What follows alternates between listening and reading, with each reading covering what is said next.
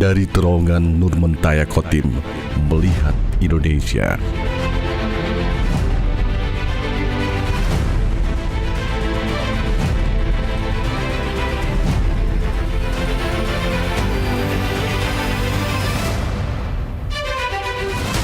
Ketika menginjakkan kaki di bumi Habaring Hurung, Kabupaten Kota Waringin Timur, ada atmosfer yang begitu berbeda. Keramahan warga, keindahan tata kota, hingga keindahan alam seakan menyatu dan paripurna, memberi warna bahwa Kabupaten Kota Waringin Timur telah berbenah dari sebelumnya.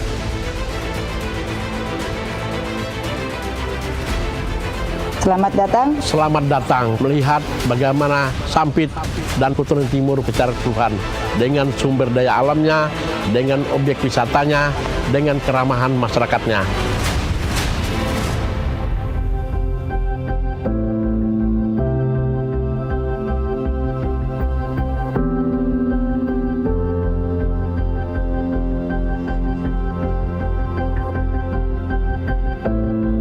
Secara administratif, Kabupaten Kota Waringin Timur terdiri dari 17 kecamatan, 168 desa, dan 17 kelurahan dengan luas wilayah 16.796 km persegi.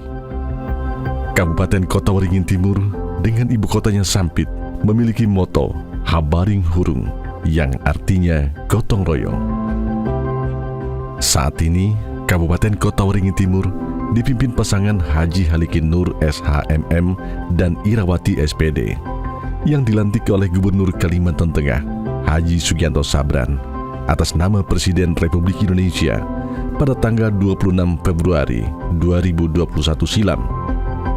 Sejak dilantik, pasangan Halikin Nur dan Irawati bukan hanya berjalan cepat, namun berlari kencang untuk mewujudkan visi pemerintah Kabupaten Kota Waringin Timur 2021-2026, yaitu terwujudnya Kabupaten Kota Waringin Timur yang mandiri, maju, dan sejahtera.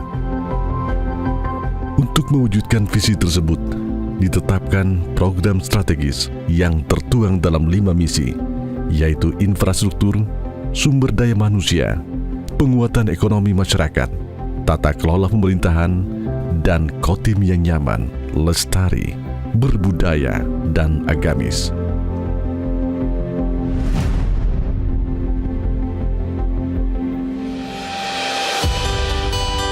Kerja keras dan kerja ikhlas pasangan Halikin Nur dan Irawati tergambar jelas dalam peningkatan pendapatan asli daerah Kabupaten Kota Waringin Timur, melesat dari 270 miliar tahun 2020 hingga menyentuh angka 345 miliar pada tahun 2022.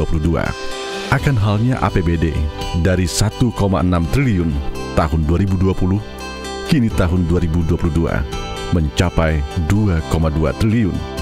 Peningkatan yang fantastis, sehingga pembiayaan pembangunan bisa terfokus pada program-program strategis yang berpihak kepada kepentingan rakyat.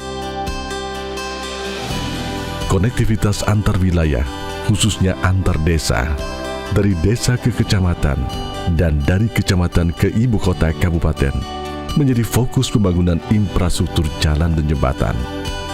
Sepanjang tahun 2021 hingga tahun 2022 telah dibangun jalan beraspal sepanjang 758,2 km dan jalan perkerasan sepanjang 586,54 km. Akan halnya dengan jembatan penghubung sepanjang tahun 2021 hingga tahun 2022 telah dibangun sepanjang 4.834 meter yang terdiri dari jembatan beton, jembatan baja, dan jembatan kayu. Dengan konektivitas akan memantik pertumbuhan ekonomi dan sosial kemasyarakatan.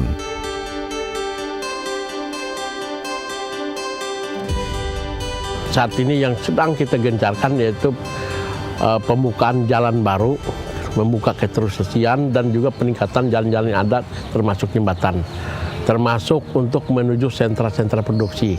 Semua desa itu sudah terkoneksi, tetapi permasalahan kita itu masih di daerah utara.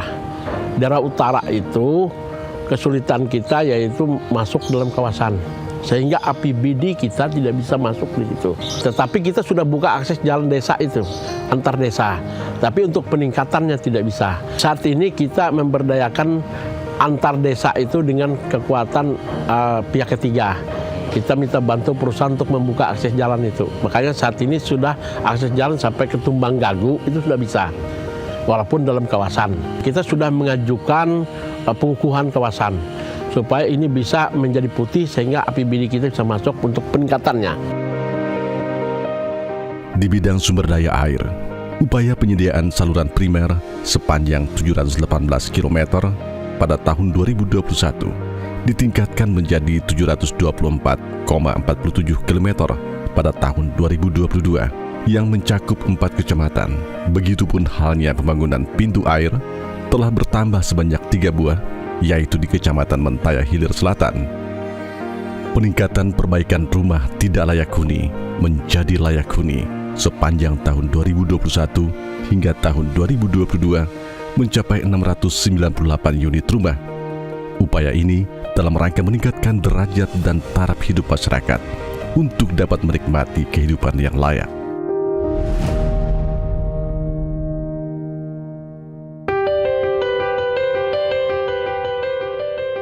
Pengembangan sumber daya manusia menjadi perhatian serius pemerintah Kabupaten Kota Waringin Timur. Karena hanya SDM yang unggul dan tangguh yang akan mampu menjadi motor penggerak pembangunan.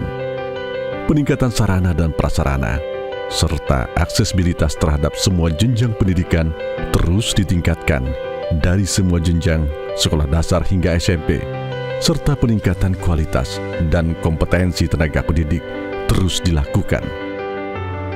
Untuk pengembangan SDM itu sangat penting. Makanya saya katakan tadi, kalau kita kembali ke undang-undang, kewajiban yang menjadi tanggung jawab pemerintah daerah kabupaten itu adalah sampai ke SLTP. Tapi kita juga mensupport SLTA juga perguruan tinggi, khususnya kepada masyarakat tidak mampu tapi berprestasi, itu kita bantu beasiswa. Saat ini memang ada sebagian besar swasta sudah membantu, makanya kita membentuk forum CSR. Forum inilah yang harapan kita untuk bagaimana nanti berkoordinasi dengan pihak perusahaan sehingga mana yang tidak bisa didanai oleh pemerintah ini dibantu oleh pihak swasta.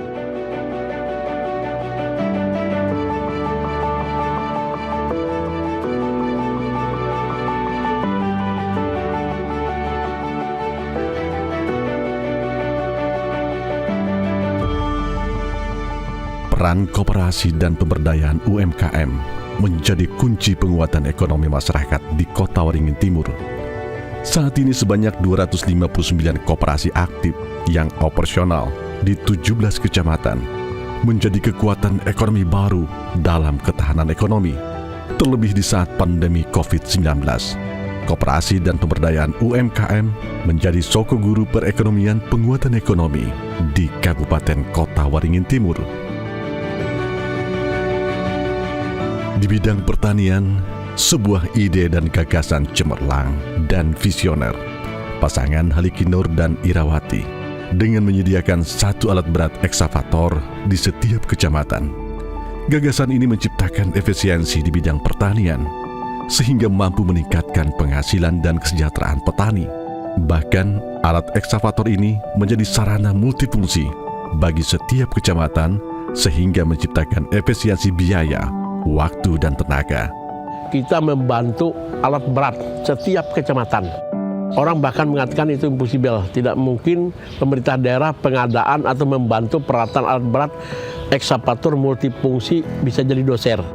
Nah, ini sudah 15 kecamatan sudah kita bantu. Yang dulu kita menganggarkan misalnya kita membangun irigasi 5 kilo harus minimal 500 juta sampai 1 miliar. Sekarang tidak lagi. Bahkan satu kecamatan ada yang sampai 40 km sudah irigasinya. Tidak mengeluarkan dana kita di APBD. Itu didanai dari dana desa dan juga sumber daya masyarakat untuk BBM-nya. Tahun ini ada 2 lagi, karena 17 kecamatan kita. Nah, jadi Bambang Ketapang kemarin saya perhitungkan tidak menganggarkan untuk Bambang Ketapang, karena saya menghitung itu perkotaan. Jadi cukup dari dinas PO. Ternyata saat ini kalau musim hujan kan banjir. karena tersumbatnya parit-parit drainase yang ada. Ternyata di Ketapang, Bamang juga sangat membutuhkan. Dan tahun 2003 sudah kita anggarkan untuk pengadaan 2 kecamatan, sehingga semua kecamatan 17 itu sudah punya alat berat itu. Sektor perkebunan juga mendorong pertumbuhan ekonomi di Kabupaten Kota Waringin Timur. Saat ini perusahaan perkebunan besar milik swasta dan rakyat memiliki luasan operasional 460.030,54 hektar dengan jumlah produksi 2.063.208,56 ton per tahun. Jumlah PBS di Kotim saat ini sebanyak 53 perusahaan. Program Peremajaan Sawit Rakyat atau PSR terus dilakukan sejak tahun 2018. Saat ini sudah 1.010 pekebun dengan luasan 522,2 hektar telah mendapatkan bantuan program peremajaan sawit rakyat. Satu hal yang menarik di sektor lingkungan dan kehutanan, Kebun Raya Sampit dengan luas 607 hektar akan dikembangkan menjadi kebun raya terbesar di Indonesia. Kebun raya ini dikembangkan menjadi pusat konservasi tumbuhan kerangas dengan ikon pohon damar Borneo, serta pelestarian 155 jenis tumbuhan, 23 jenis burung, dan beragam aneka buah-buahan lokal yang terus dikembangkan. Di bidang kesehatan, pemerintah Kabupaten Kota Waringin Timur berhasil meraih penghargaan 3 tahun berturut-turut dari tahun 2019 hingga 2021 atas keberhasilan menurunkan lokus stunting melalui inovasi dan aksi konvergensi penurunan stunting. Upaya pemerataan bagi masyarakat untuk menikmati energi listrik terus dilakukan. Saat ini 143 desa dan kelurahan dari 185 desa sudah teraliri jaringan PLN. Jaringan listrik ini pun akan menjangkau desa-desa terpencil seperti Desa Tumbang Panyahuan, Tumbang Kaminting, Desa Tanah Haluan, Desa Hanjalipan, dan Desa Rasau Tumbuh akan segera menikmati aliran listrik di awal tahun 2023. Sedangkan target perluasan jaringan listrik di Kota Waringin Timur pada tahun 2023 meliputi 8 desa di 5 kecamatan, yakni Desa Hanjalipan, Tehang, Mekarsari, Damar Makmur, Tanjung Jorong, Tukang Langit, Sungai Hanya, dan Desa Tumbang Sepayang. Sementara di tahun 2024, ditargetkan perluasan jaringan listrik sudah melampaui 32 desa di 6 kecamatan yang meliputi Desa Tumbang Batu, Tumbang Sapia, Tumbang Getas, Tumbang Torung, Lunuk Begantung, Tumbang Tawan, Tewai Hara, Tumbang Kania, Tumbang Payang, Tumbang Puan, Rantau Sawang, Rantau Suang, Buntut Nusa, Tumbang Rame, Tumbang Saluang, Tumbang Gagu, Tumbang Henjan, Merah, Kutuk Telawang, Sungai Puring, Tumbang Ngahan, Selucing, Tumbang Koling, Satyong, Pahirangan, Penda Durian, Tanjung Batur, Kawan Batu, Baampah, Santilik, Pantap, dan Desa Kapuk. Salah satu misi strategis Kabupaten Kota Waringin Timur adalah menciptakan Kotim yang lestari, berbudaya dan agamis. Misi ini tentu merupakan satu potensi yang sudah ada dan mengakar di Kabupaten Kota Waringin Timur. Kotim dikenal memiliki objek dan destinasi wisata yang menarik. Sebut saja Pantai Ujung Pandaran di antaranya, yang saat ini dalam pengembangan menjadi tujuan wisata unggulan. Kotim juga memiliki beragam seni dan budaya yang menarik dan memukau, yang pada umumnya dipengaruhi kuat budaya pesisir yang religius. Kabupaten Kota Waringin Timur, meskipun didominasi penduduk Muslim yang religius, namun Kota Waringin Timur sangat terbuka dengan perubahan dan akulturasi budaya yang datang dari luar. Kerukunan antar umat beragama, kerukunan antar suku, begitu damai hidup berdampingan. Pemberdayaan fungsi-fungsi organisasi keagamaan dan organisasi kemasyarakatan telah berhasil membawa masyarakat Kota Waringin Timur memaknai keberagaman adalah kekuatan dan berkah. Indonesia itu adalah negara yang unik dengan berbagai macam suku, adat istiadat. Dan alhamdulillah di Kabupaten Kota Waringin Timur itu bisa berbaur dengan indah, yang mana kami menginginkan dengan Bapak Bupati, orang mengingat Kotim jangan sampai mengingat yang sulamnya dulu. Yang seramnya dulu, ingatnya Kotim, Sampit itu adalah tempat konflik. Nah, tapi kami bagaimana saat ini merubah image itu agar Kabupaten Kota Waringin Timur itu bisa merangkul semua suku, menjadi bisa merangkul adat budaya apapun yang ada di sini, yang mana kami setiap tahunnya yaitu melakukan pertemuan antar budaya yang itu digagas oleh melalui Kesbangpol, jadi forum pembauran kebangsaan. Jadi itu setiap tahun diadakan pertemuan. Jadi ada berbagai macam suku yang ada di Kabupaten Kota Waringin Timur itu dipertemukan, dan itu kita adakan seperti macam silaturahmi, dan juga diadakan tampilan adat budaya masing-masing.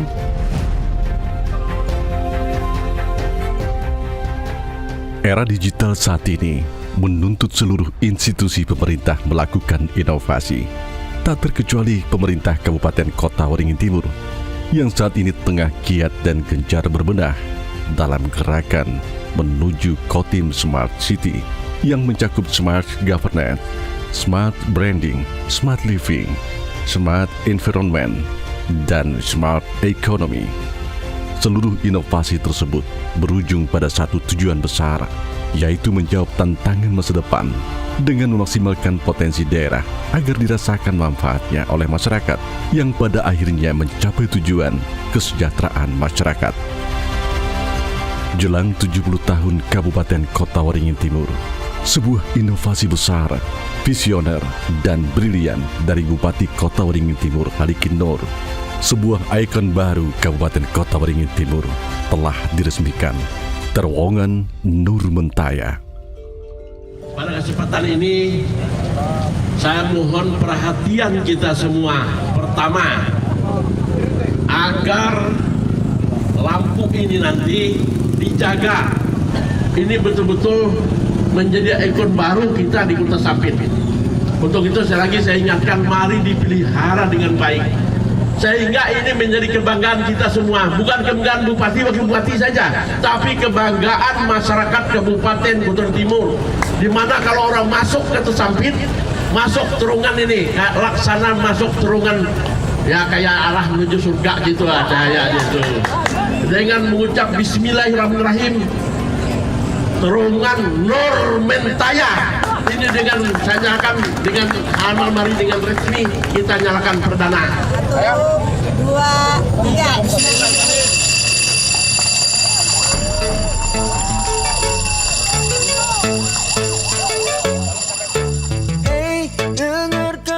Gemerlap lengkungan lampu hias yang meliputi Jalan Cilikriwut, Bundaran Adipura, hingga pintu gerbang Sampit depan Stadion 29 November.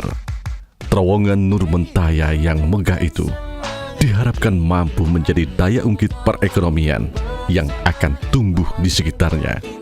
Terowongan Nur Mentaya bukan hanya menjadi daya ungkit perekonomian, namun menjadi destinasi wisata baru di Kalimantan Tengah dan satu-satunya di Indonesia. Sebuah inovasi dan kado terindah untuk hari jadi ke-70 Kabupaten Kota Waringin Timur, dan kado istimewa memasuki tahun 2023.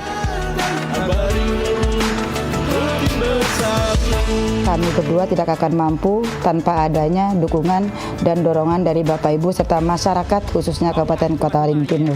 Intinya kita bersama-sama membangun kabupaten yang kita cintai ini sesuai dengan moto kita Habaring Urung. Mari kita bergotong royong bersama-sama membangun Kabupaten Kota Waringin Timur. Selalu ada di sinilah kota yang kita cinta, Kota Mentaya, kota yang berbudaya.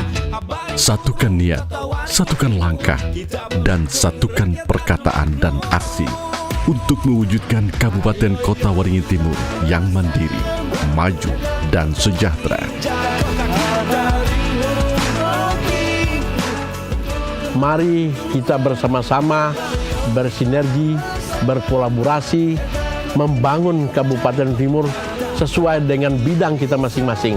Karena pembangunan tidak hanya menjadi tanggung jawab pemerintah, tetapi menjadi tanggung jawab dunia usaha lebih-lebih masyarakat. Mari kita bersatu membangun Kodim yang lebih baik lagi. Dirgahayu 70 tahun Kabupaten Kota Waringin Timur tahun 2023. Semangat persatuan dan gotong royong membangun Kota Waringin Timur Harati.